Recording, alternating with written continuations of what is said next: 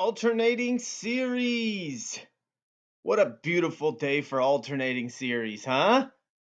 I know you're super duper excited about finishing this last series test for the class of 2020.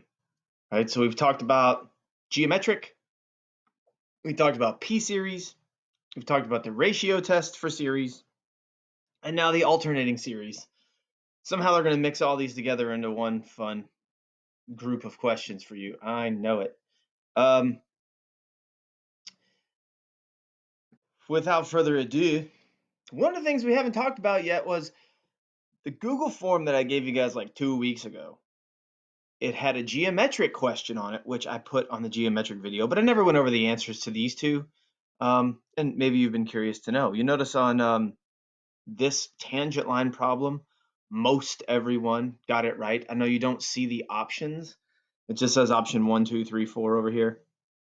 But option 1 was the correct answer, which you see down here in black. The function was e to the x. The point was -1 1 over e. The derivative e to the x, best derivative ever. It is e to the x. So what's the slope at -1? It would be e to the -1, which is 1 over e. Turns out that's also the y coordinate at -1 is 1 over e. So it's y minus y equals the slope times x minus x. And that right there would work for the AP exam as far as writing an equation, but this was multiple choice options. You had to pick one. And so you would have to distribute this 1 over e to those two terms. And then when you add 1 over e over to this 1 over e there, you get 2 over e. So kind of a funky tangent line. The derivative was simple there, but the numbers were kind of weird. Then I gave you a definite integral. Most everyone got this one right too. The answer was 1/2.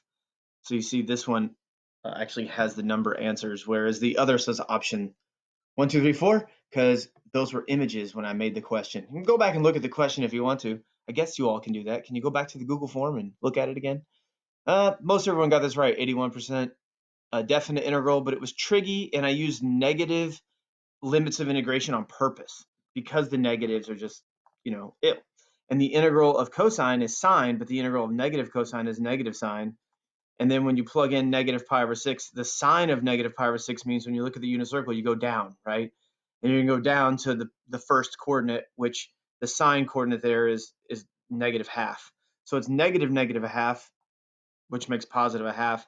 And then when you plug in -π, the minus the negative sign becomes plus sign of -π. The sign of pi and -π is both 0. So 1/2 plus 0 makes 1/2.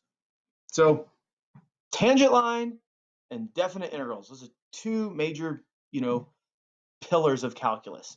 Tangent line to a curve and an area, definite integral stuff. Alternating series.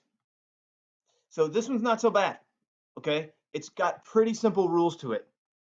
First of all, usually you can recognize an alternating series very easily. That's what's nice about them. They alternate. So what do you mean by they? They, as in the terms of the series, alternate in that they go positive, negative, positive, negative, positive, negative, or they could go negative, positive, negative, positive. It just depends on this -1 to the n power in front or -1 to the n plus 1 power, right? Most of these series will start at 1. They don't necessarily have to. But think about what happened if you plug 1 in here for this first guy. -1 to the 1 is a -1. Then you let n be 2, and -1 squared is positive, right? So this one starts out negative, then positive, whereas the one over here on the right, if you plug in -1 to this power, you get 1 plus 1, which is 2, and -1 squared is +1.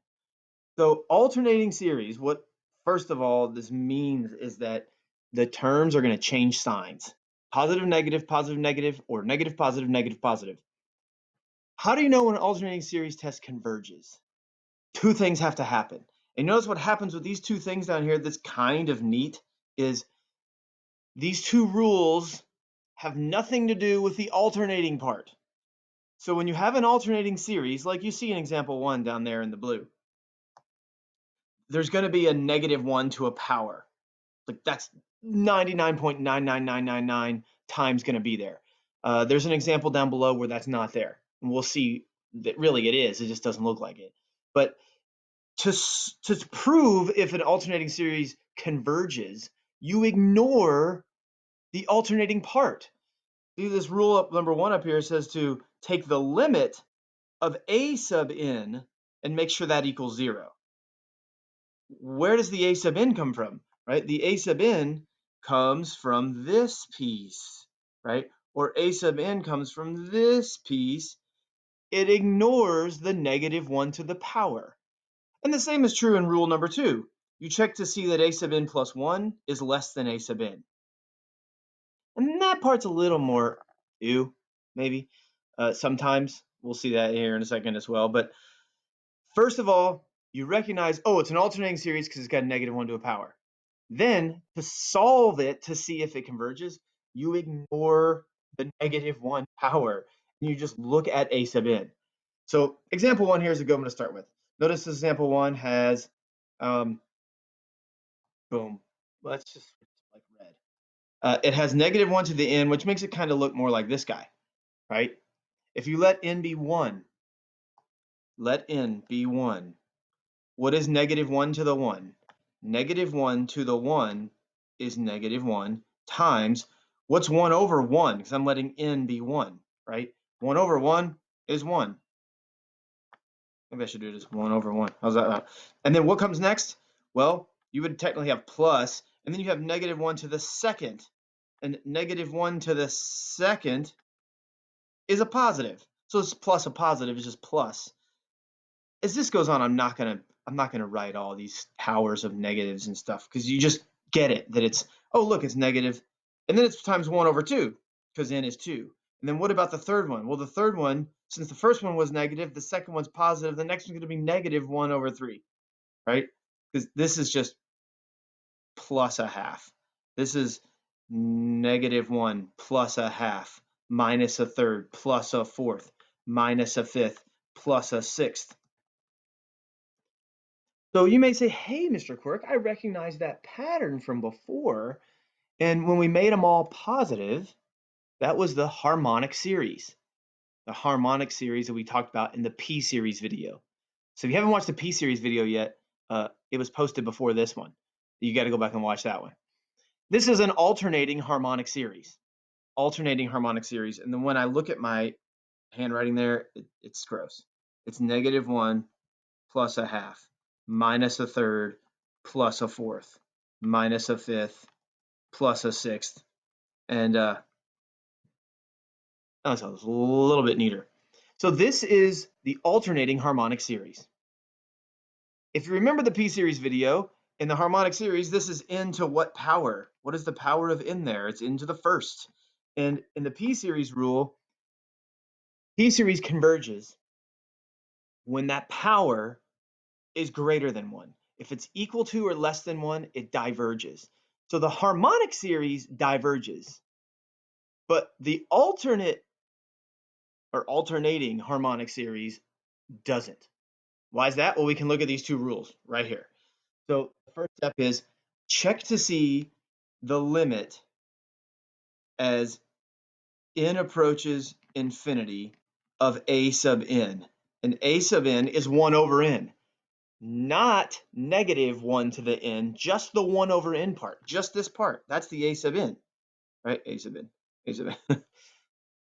So what happens as n goes to infinity of the function 1 over n? Well, like it goes 1 and then a half and then a third and then a fourth and then a fifth and then a sixth and a seventh and an eighth, right? It's the harmonic series, which does go to 0, which is why the harmonic series is so kind of elusive, because its limit is 0, so you would think that its sum would be 0, but it is not. And we prove that using the integral test. When you integrate 1 over n, you get the ln of n, which goes to infinity. So the harmonic series has a limit. The sequence of it is 0, right? The limit of the sequence is 0, but the series diverges. If it's alternating, the first step is true. Check the limit as n approaches infinity of a sub n is 0.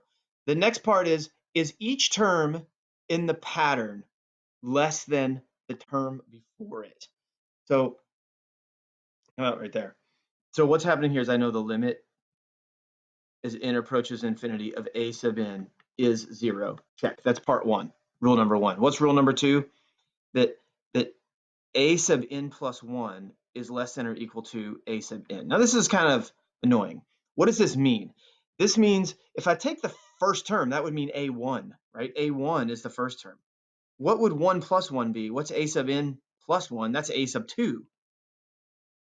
If n is 2, then you'd have a2 is less than, what's 2 plus 1? a3. And if n is 3, then you would say that a4 is less than a3, or they could also be equal to. So all this is saying is that when I write out the pattern, 1, comma, 1 half, comma, 1/3, comma, 1/4, comma, 1/5, comma, 1/6, comma, each term in the pattern is less than or equal to the number before it.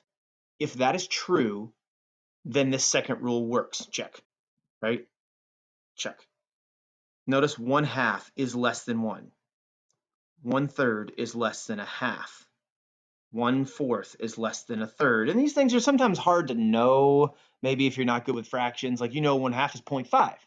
0.5, 50 cents is less than $1, right? 0.3 is less than 0.5. 0.25 is less than 0.3. 0.2 is less than 0.25. 0.16 is less than 0.2. So this pattern does keep getting smaller and smaller and smaller. Now here's the sort of pain in the butt part about this, is I know that these numbers are going to keep getting smaller, and I know this is true. But you're technically not allowed to just look at a few numbers and know. You are supposed to check that the actual pattern, okay? Let me erase this part. The actual pattern 1 over n plus 1 is less than or equal to 1 over n. Like that's what you're verifying. You technically can't do it just for numbers, like right here. You're supposed to actually look at the functions if you think of these as functions. And a sub n plus 1 would mean to plug, like we did with the ratio test already. You're going to plug n plus 1 in for n, right? You change your n into n plus 1. And so is 1 over n plus 1 always going to be less than 1 over n? Definitely. It's always going to be true as n gets bigger and bigger and bigger, right? 1 over 7 is greater than 1 over 6. So 1 over n plus 1 is always smaller than, 1 over 7 is less than 1 over 6. It's always going to be smaller than the next term. So I do prove that it's true.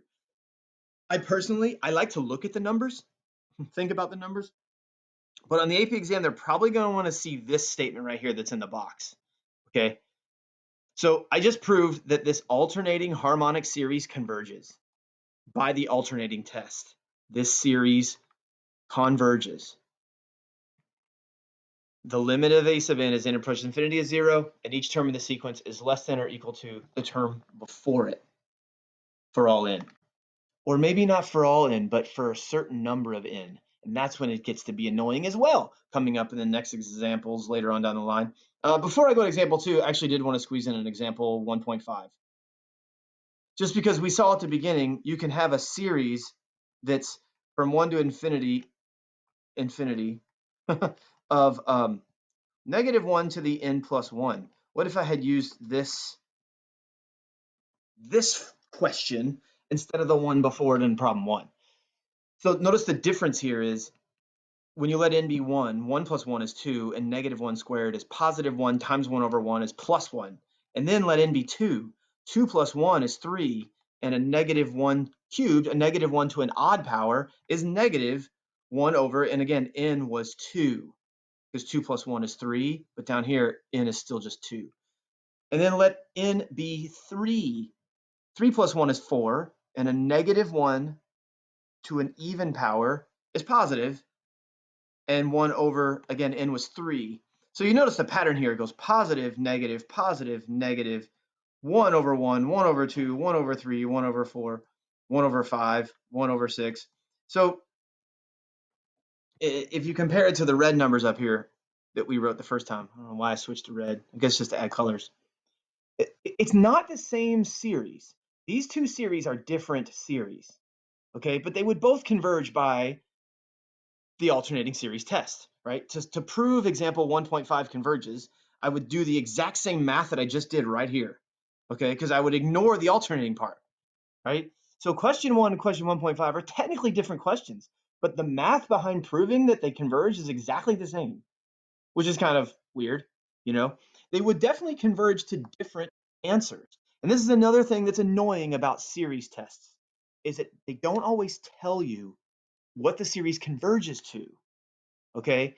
The test will prove if they converge or don't converge if they diverge, but you don't always know what they converge to, which is what makes the geometric series so nice, right? The geometric series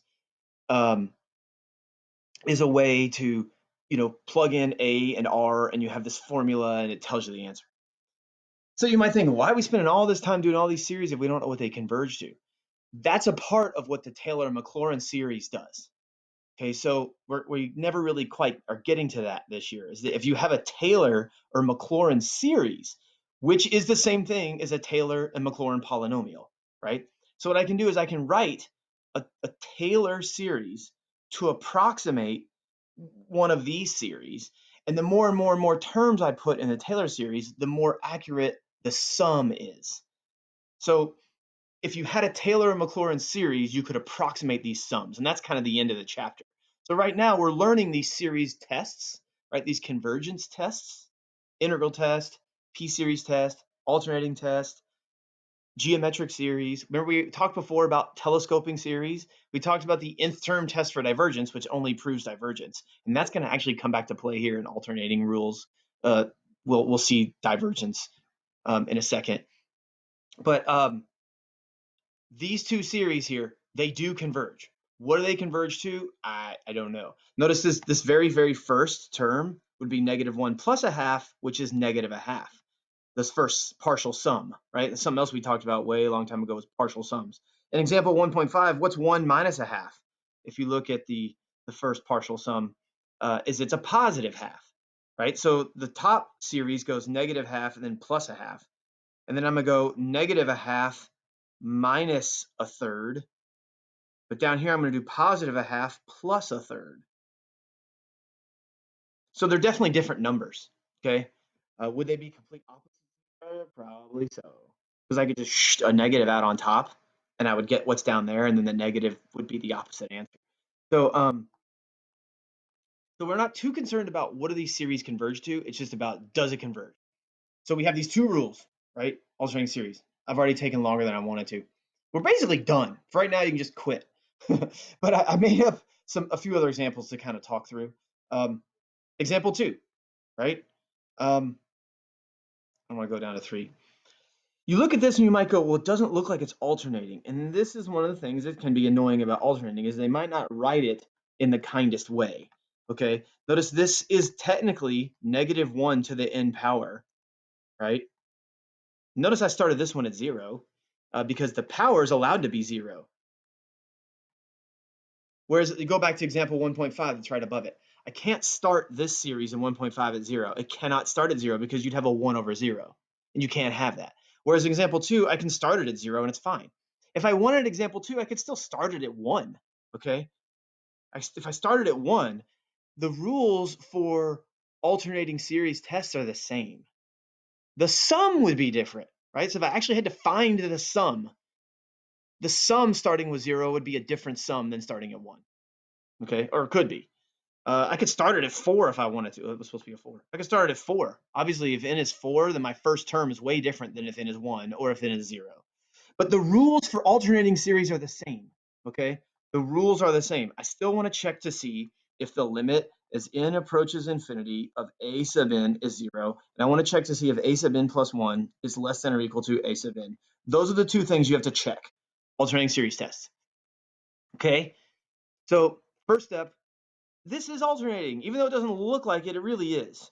Okay, because it's -1 to the n times 1 over n to the n. Remember we had this property of exponents. It's like, oh, I can take these two n's and like them out like that. This is a property of exponents.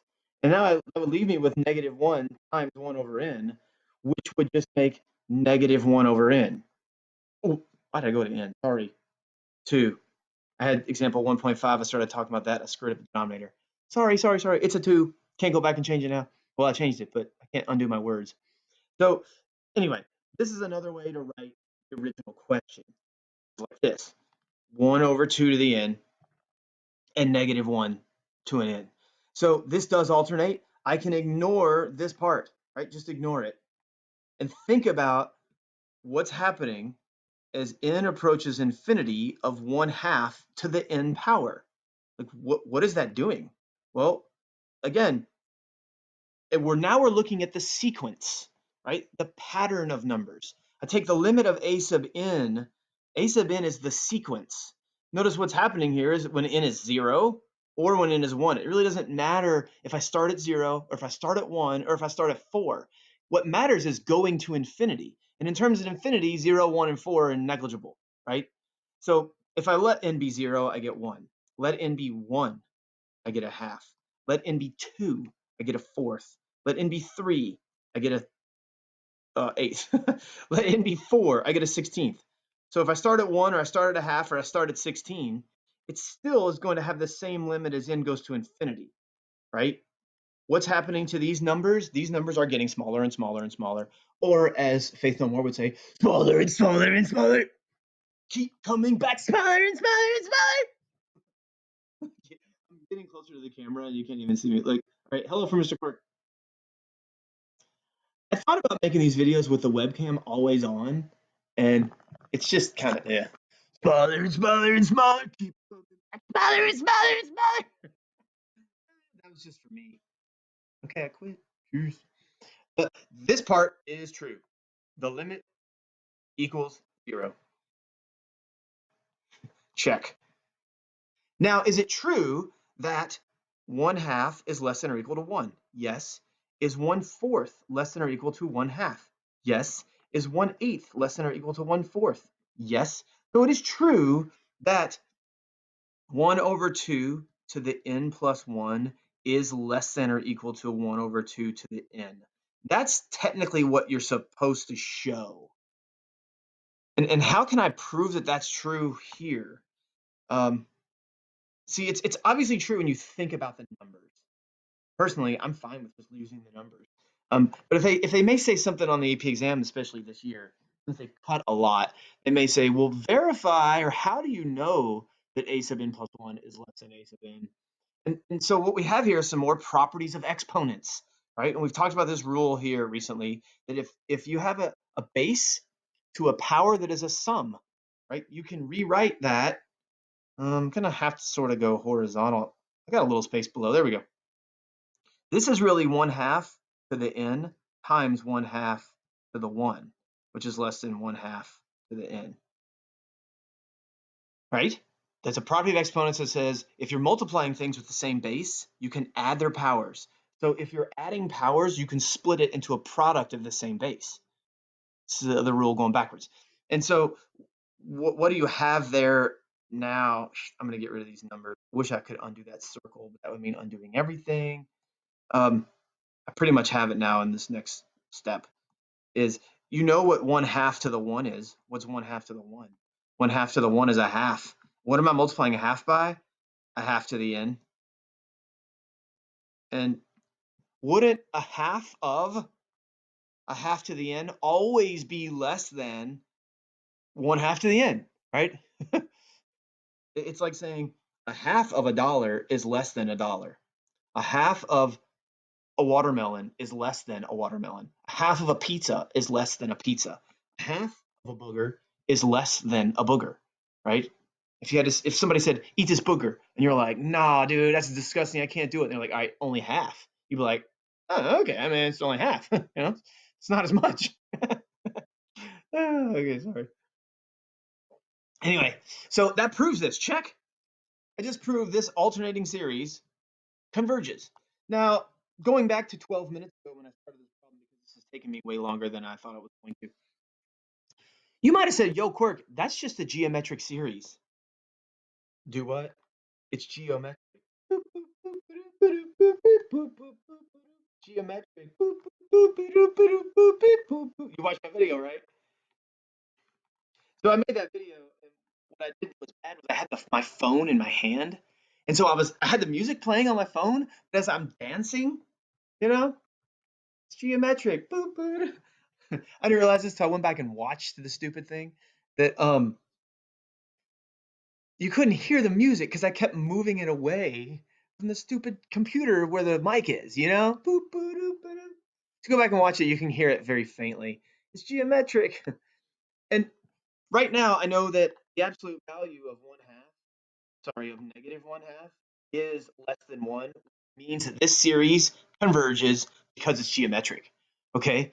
And maybe that's something that they have you do on this year's AP exam. Part A is discuss how this series converges using the geometric rule. And then part B is discuss how this series converges using the alternating series rule. Because this converges by both rules. If it converges, it converges, you know? And sometimes we don't know by a certain rule, like remember the ratio test? It doesn't converge if the ratio equals 1. So you have to try something else. But that doesn't mean that it wouldn't work, you know? It doesn't mean it wouldn't converge. So you try something else and it does work. So this is geometric. So what's nice about this is I could say, oh, I know the actual sum, right? I know this series would converge to the first term is 1. Remember the number in front is 1, and it's 1 minus a negative half is r, which is 1 over 3/2, which is 2/3.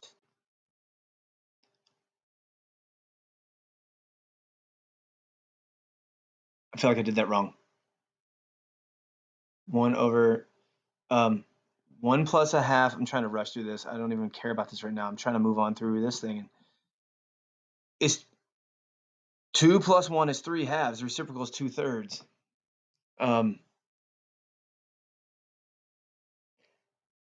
Oh yeah. At first I was thinking that's wrong because 1/2 is already bigger than 2/3. But remember the terms of this particular series, the terms are not all positive, right? It alternates, right? Whether you look at it like that or you look at it like it is written in the beginning, these terms alternate. So when n is 0, right, the first term would be 1, but then the next term when n is 1, it would be negative a half. So the series actually goes 1 minus a half plus a fourth, 1 minus a half, which is 0.5, right? Plus a fourth. What's 0.5 plus 0.25? That's 0.75. Then you're going to minus an eighth. And 0.75 minus an eighth is going to take me down closer to 0.66.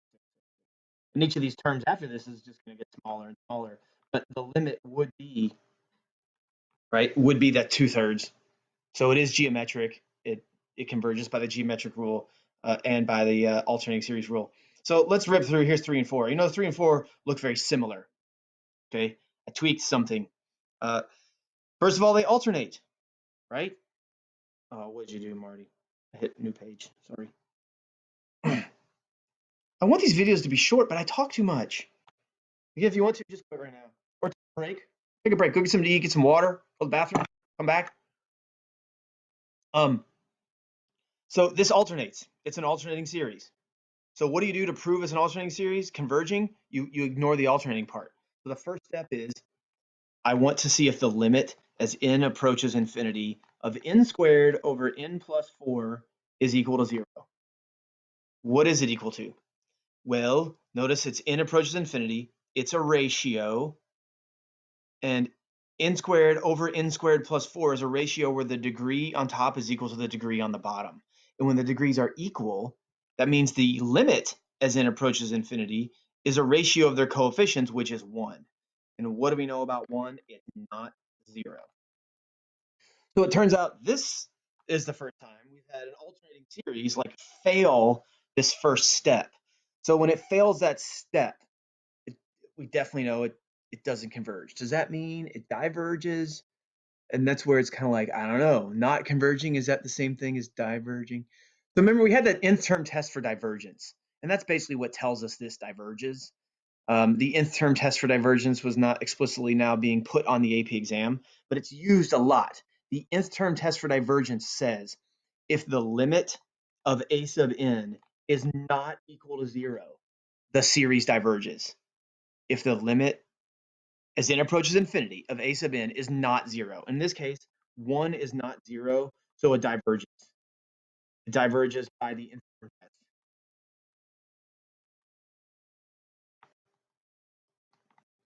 So it's kind of tricky because I want to say, well, it diverges because it fails the first part. And personally, I think that's fine. When it fails the first part, it automatically diverges by the nth term test. Okay, so if it doesn't work for the first part of the alternating series test, then it's going to diverge. So example 4, notice I changed the formula a little bit. I changed the question. A new question. Let's pick a new color. First step is the limit as n approaches infinity of n over n squared plus 4. What does that equal?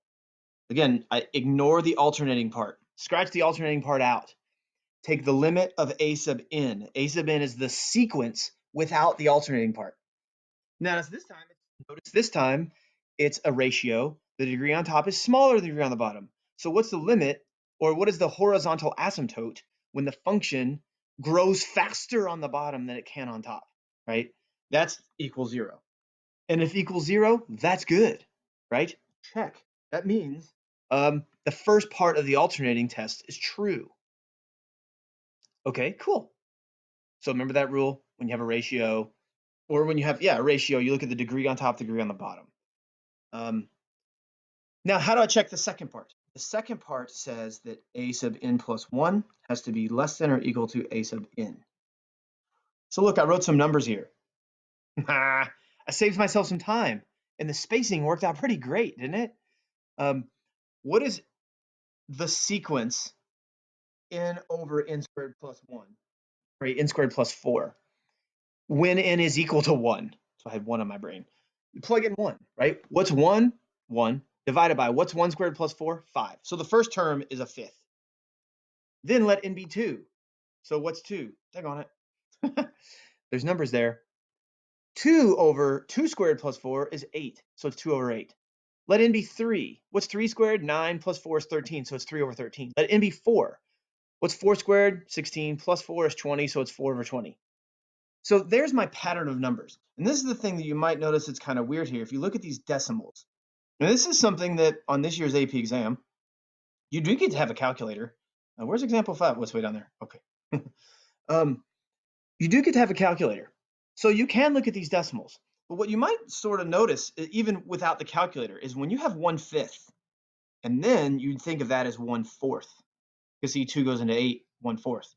And a fifth of a pizza is less than a fourth of a pizza, right? If you're hungry, you'd rather eat a fourth of a pizza than a fifth of the pizza, assuming it's the same size pizza to begin with. Okay, you might be like, yo, bro, what if you got one of those like Tostino's party pizzas versus one of them big like Costco pizzas, and you'd be like, a fourth of,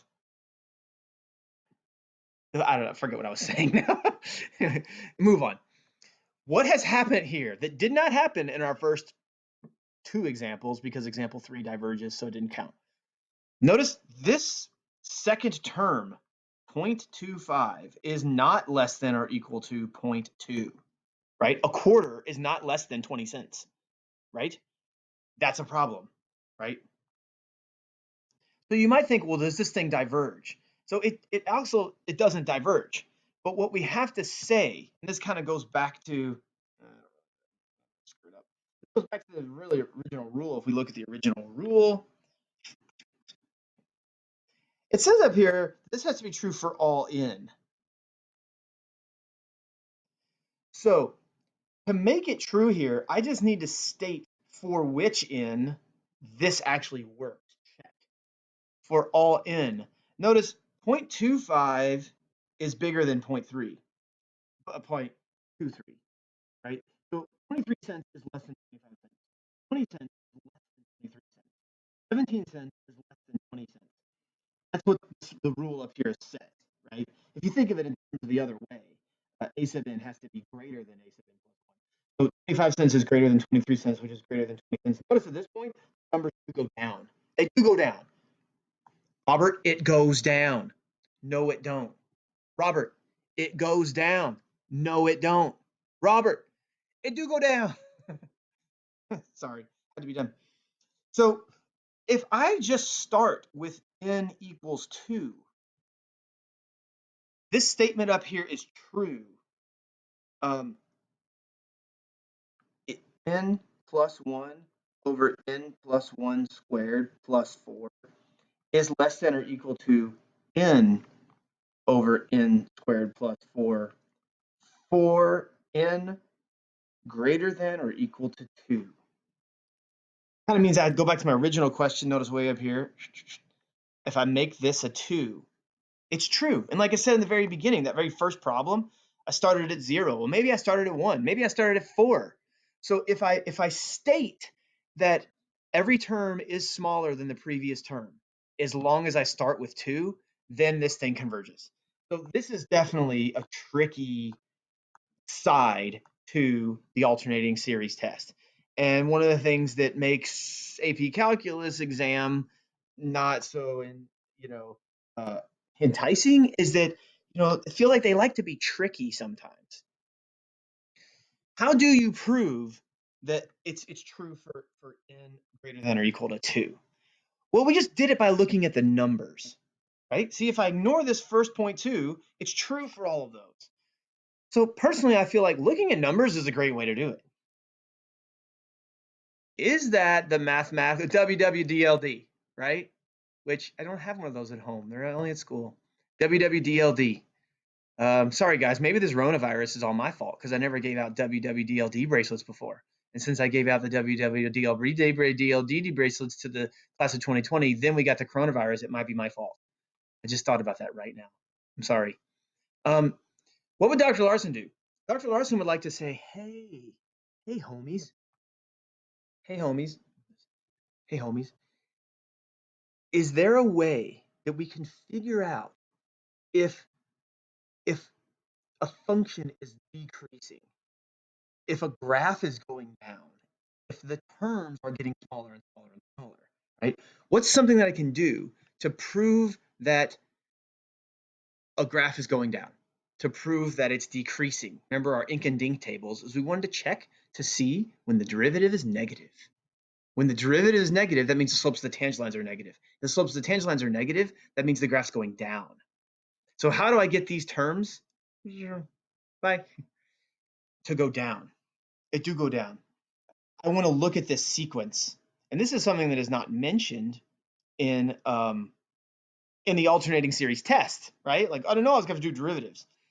And what Dr. Larson likes to do is he likes to use f prime of x. Change it to x. I don't get why we have to change it to x. It doesn't have to be an x. I can take a derivative with respect to n, but I want to check to see when the derivative of this function. So a lot of times what they say is like, let a sub n equal f of x. So I'm defining the sequence to equal a function. Technically, they're not the same thing. See, a sequence is a pattern of numbers, right? It's a pattern of numbers. And function contains numbers in between numbers, right? The function is continuous, right? So I have a sub 1, I have a sub 2, I have a sub 3, right? That would be like f of 1, f of 2, f of 3. But a function, you can have f of 1.5. You can have f of the square root of 2. You can have f of pi, right? So there's numbers in between the numbers. But when you have a sequence, you don't have that. So this is why we're being really technical here. Like really, really matters to like, the super nerdy math people. To me, I say it's fine to take the derivative with respect to n. Just do it in terms of n. But Larson will always do it in terms of x. So what is the derivative of, if I have f of x equals x over x squared plus 4? What is f prime of x? Oh, wow, this is a way we can work in a derivative, in this case, a quotient rule, holy crap, to some sequence convergence, right? So these seem like completely mutually exclusive events. And this is what makes calculus kind of annoying, is everything is connected in this beautiful puzzle. Nothing is mutually exclusive. Everything is allowed to play at all times. You never know. Life is like a box of calculus. You never know what you're going to get, right, Jenny? So what's the derivative of x, the numerator?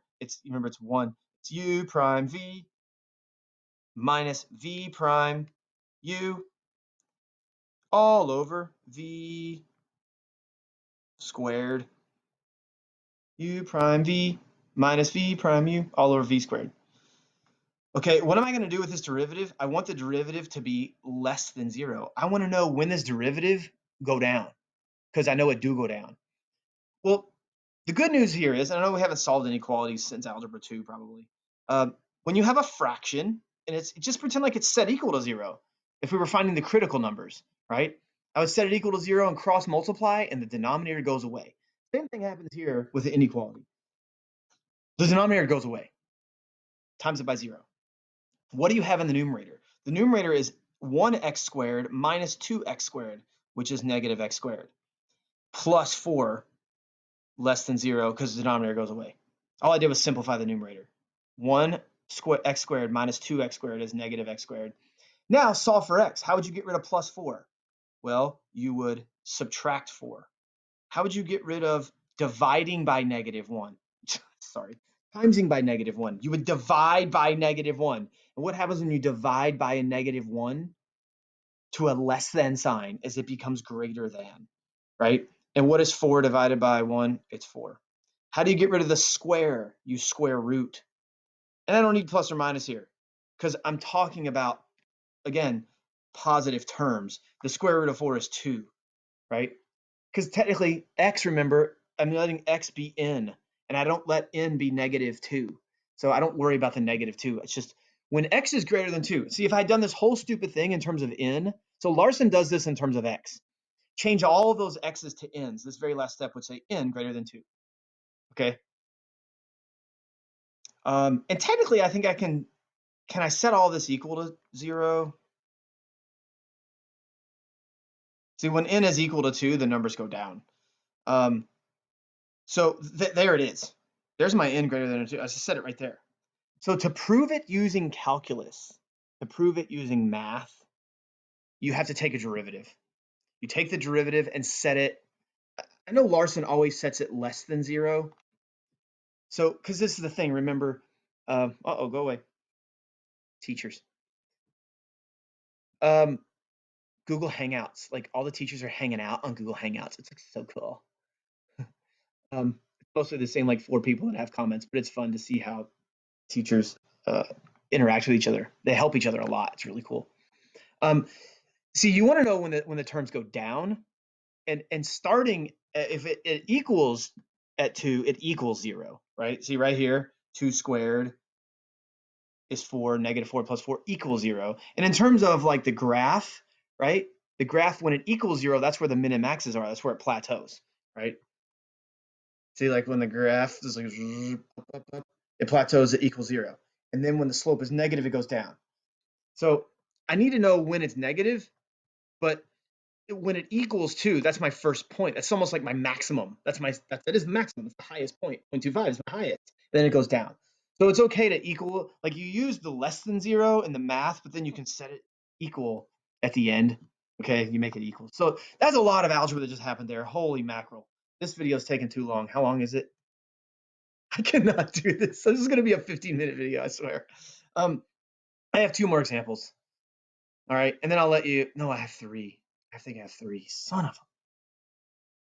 This one, oh man, trig. Go take another break if you need to. Come back and watch the rest later. This doesn't look like it's alternating, Mr. Quirk. You messed this up. So with trigonometry, we can make things look alternating. Okay. Now, if I were to take off this pi, that would be much more complicated. And if I take off the pi, it's technically not alternating anymore. It would be a series that has some positive terms and some negative terms. See, the cosine of 1 is positive. The cosine of 2 is negative. The cosine of 3 is still negative. Cosine of 4 is still negative. Cosine of 5 might be positive again.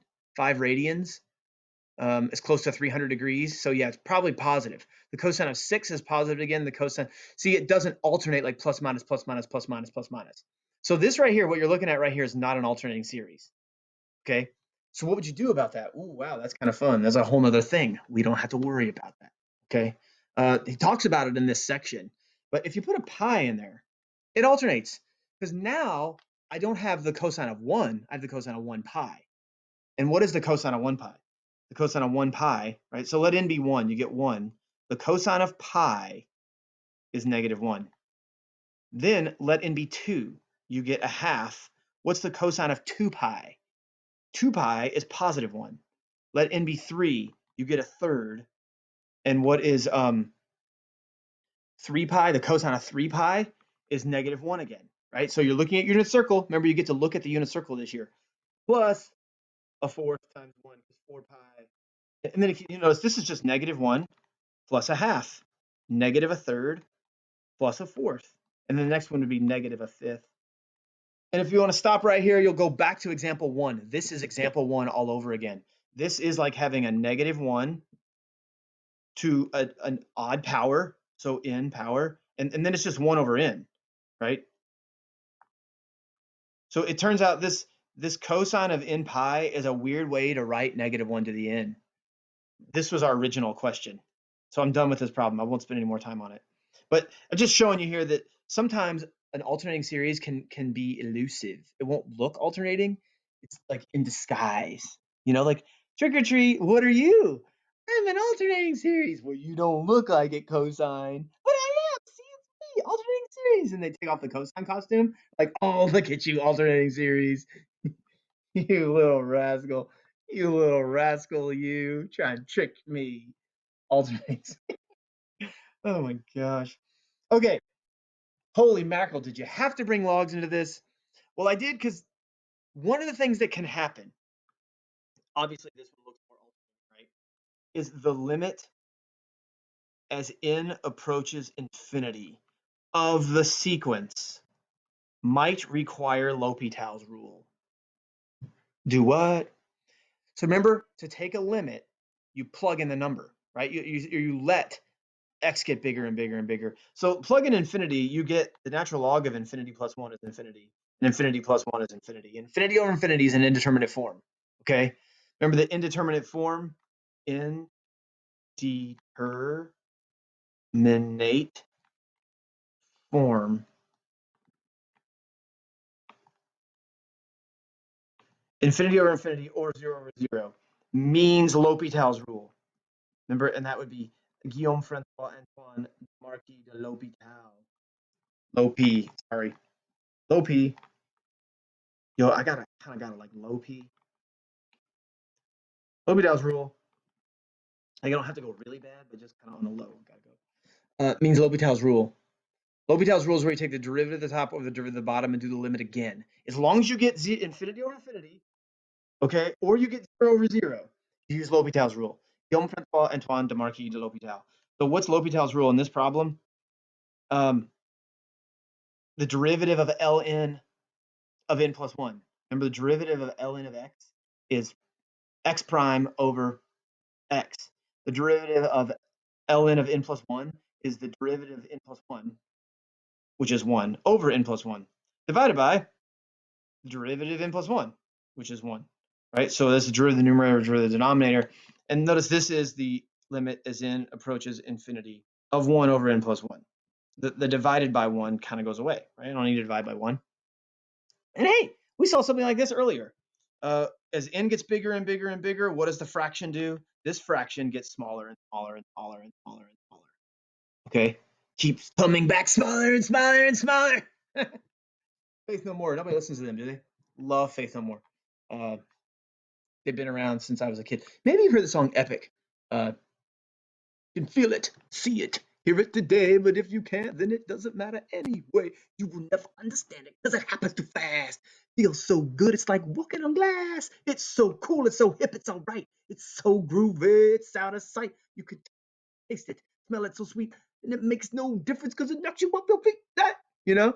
You want it all, but you can't have it. Remember that song? Epic? It's epic. Okay, Faith No More Epic, look that up. It's definitely more poppy than Smaller and Smaller, but Faith No More, kick bottom rock band. So the first step, does this alternating series converge? Well, step 1, the limit does equal 0. Check. Step 2, is the ln of n plus 1 over n plus 1, is that going to be less than or equal to the ln of n plus of I'm saying all this wrong. Sorry. Remember, it's a sub n plus 1 is less than or equal to a sub n. And a sub n is the ln of n plus 1 over n plus 1. So what is a sub n plus 1? It'd be the ln of n plus 1, which is the ln of n plus 2, over n plus 1 plus 1. Remember, you plug an n plus 1 for each n. Each of these n's in my original sequence, I'm going to change to an n plus 1. And obviously check, because see this denominator, it's bigger, right? It's going to grow faster than that one. When n is 5, one denominator is 7, the other denominator is 6, right? And so if you were to plug in numbers and actually look at their values, you would see they're going down and down and down. Just to hurry up and get this over with, I'm taking too long. I kind of thought, so this converges. This one up here converges by the alternating series test. Check. Converges. And we needed to use L'Hopital's rule. So that was a good blast from the past. See, we're doing a lot of fun review in this stuff with quotient rule, inequalities, solving, L'Hopital's rule. Another thing I should review, Dr. Larson loves to do alternating series with factorial. We hadn't talked about factorial lately, so I thought, hey, I should probably do an example of factorial. A lot of the ones in the book have factorial. So anyway, let's pick a new color. Back to blue. Oh, Eagles. First step here is you notice this does alternate, right? If you let n be 0, and you can, a lot of times if there's a factorial, you'll see zeros because 0 factorial is 1. So you would not get a 0 in the denominator. So if you plug in 0, you get 1 on top, and then you get 1 on the bottom because 0 plus 1 is 1 factorial. So the first term is 1, right? Now let n be 1. If n is 1, after 0 comes 1, and negative 1 to the 1 is a minus 1 over, and what is 1 times 2 plus 1 is 3 factorial, okay, which would be 6. You want to change it to 6. I'm going to keep it as a factorial. And then let n be 2. Well, negative 1 squared is positive 1 over 2 times 2 is 4 plus 1 is 5 factorial. Let n be 3. So it's negative 1 over 3 times 2 is 6 plus 1 is 7 factorial. At this point, you've recognized a pattern. Oh, it goes plus, minus, plus, minus, plus. And the denominator goes 1 factorial, 3 factorial, 5 factorial, 7 factorial, 9 factorial, right? Next one would be 11 factorial. So it's an alternating series. So does it converge or diverge? Well, the first thing I do is I check the limit as n approaches infinity, and I ignore the alternating part, which does mean there's a 1 on top of 2n plus 1 factorial, okay? As n gets bigger and bigger and bigger, what is this going to do? Notice the numerator doesn't change. So this is like going back to the pizza. I'm going to cut a pizza into 1 slice. Cool, I get the whole thing. I cut a pizza into, 6 slices, because 3 factorial would be 6. I only get a 6th now, right? So again, ignore the alternating part. Don't worry about the negatives and positives. This fraction's going to go to 0. And it basically follows that rule of, like, when the degree on top is smaller than the degree on the bottom. Technically, it's not that, because I'm not really dealing with polynomials here. But I am dealing with a situation where, and this is the greater rule, when the numerator does not grow as fast as the denominator. So with the polynomial rule, you look at the degree. A degree 2 grows slower than a degree 3. A degree 3 grows faster than degree 2. So it's all about the function growing faster on the bottom. If the bottom grows faster, the top can't keep up. So it goes to 0. The number gets smaller and smaller and smaller. So that's a check. Is a sub n plus 1 less than or equal to a sub n? A sub n is 2n plus 1 factorial. What would a sub n plus 1 be? That would be 2 times n plus 1 factorial. And what is 2 times n? 2n. What's 2 times 1? 2. So this is 2n plus 2 plus 1 is 3. And duh.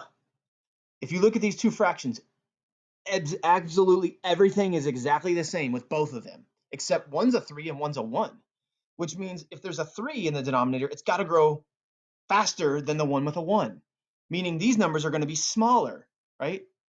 The denominators would be bigger. If you ignored the tops, right, that would not be true. It would be greater than. You'd flip the sign around, right? But because they're fractions, it works the other way, right? So it is true that every single preceding term is going to be smaller preceding, I don't know. Each term is smaller than the one before it, right? So it converges. Holy mackerel, I'm really sorry. I thought this was going to be an easy one. So it's 12:06 now. I'm about ready to go have class with 7th period. So 7th period BC Calculus, whoop, whoop. Whenever you get around to watching this video, I made it on Thursday. And you see the time at the bottom right corner is 12:06. We have a Google Meet at 12:30. So boom, I'll see you 7th period BC Calculus in 24 minutes. But by the time you watch this video, it will be after that class. So the class has already happened. So right now, I'm seeing you in the future, okay? Which actually brings me to a John Prine song. We are living in the future. Tell you how I know. Read it in the paper 15 years ago. We're all flying in our rocket ships and talking with our minds, wearing turquoise jewelry and standing in soup lines, standing in soup lines, standing in soup lines, which is kind of where we are right now if you think about it. Now I'm going to get all political. Here we are, all this power, right? All this technology. We're in the future already, and we still can't plan ahead on pandemics or viruses or make enough tests so that everyone can be tested so we know who's got it and who don't. It's like crazy. Like we think we're so great, but really we're not. We're still standing in soup lines. We're still behind the time. Why is there still hunger? You know what I'm saying? There's so much food probably going to waste, especially right now. I'm getting a phone call. I wonder who that is. Anyway, take care of each other. Love you. Bye.